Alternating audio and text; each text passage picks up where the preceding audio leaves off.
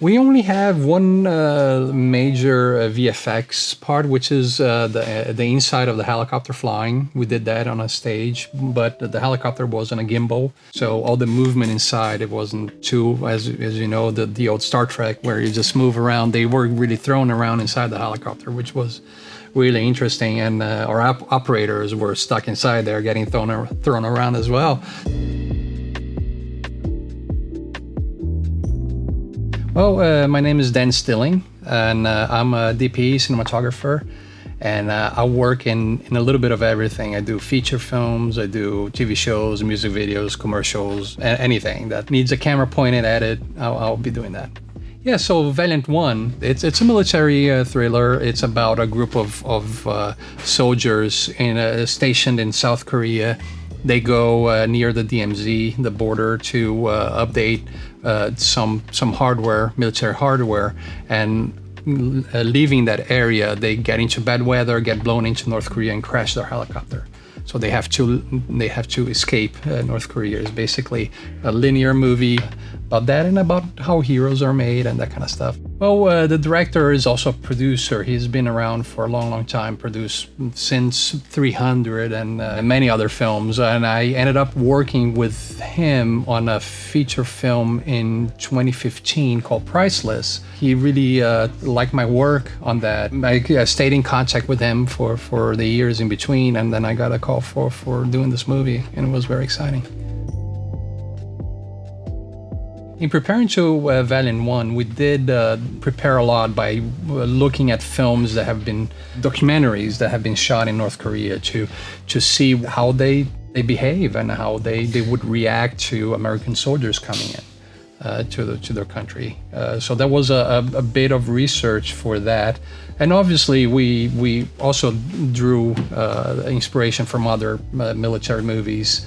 Saving Private Ryan was one of them, and has obviously the famous. And we try to not look like that because it's such an iconic imagery that you have in that beach scene. That if you just make it look like that, it's not your original. So that was actually an inspiration to not look just like that. This movie was shot on RED Monstros.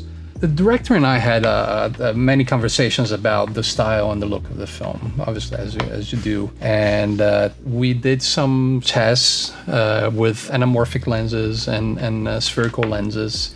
And we came to the conclusion that the anamorphics lend a little, not fantastical look to it, but a little different look than full reality.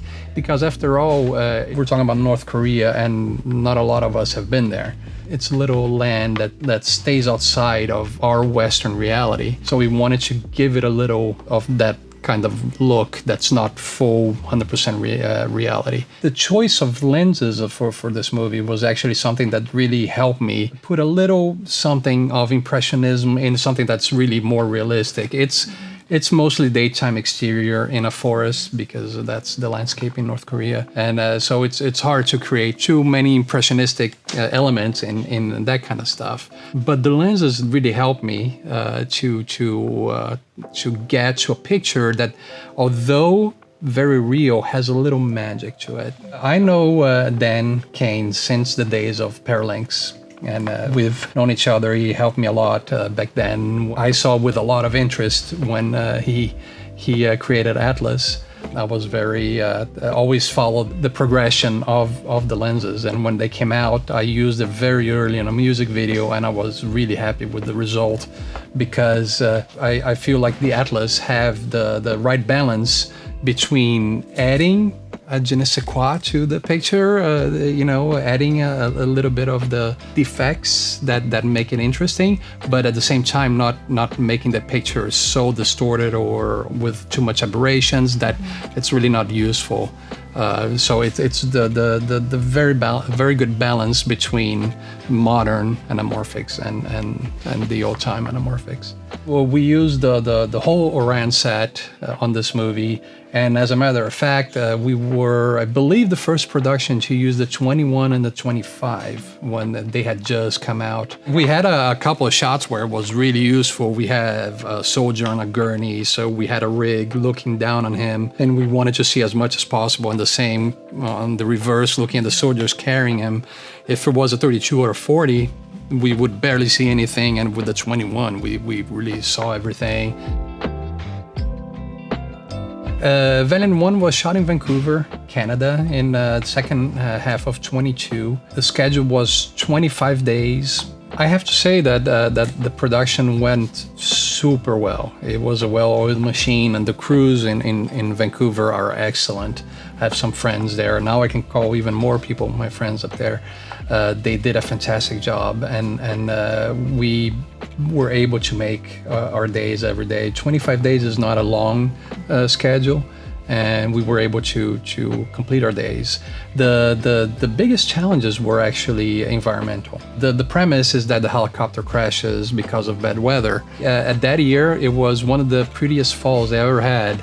So a good 2/3 of the shoot was blue skies and sun. So I had to work even harder eliminating that, and we worked a bit on that on color grading as well.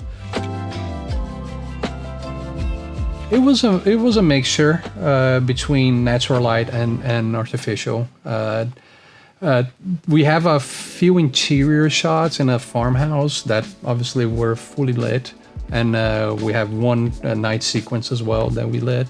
Other than that, it was a lot of natural lights, and a lot of bouncing, and some just a little extra for close-ups and that kind of stuff. The crash location, we did have more specific lighting set up because it was inside a more dense forest, so I needed to light that. So I had an 18K coming through the woods and a lot of smoke as the helicopter had just crashed. One interesting concept that we created was a transition that there is in the middle of the movie from night to day.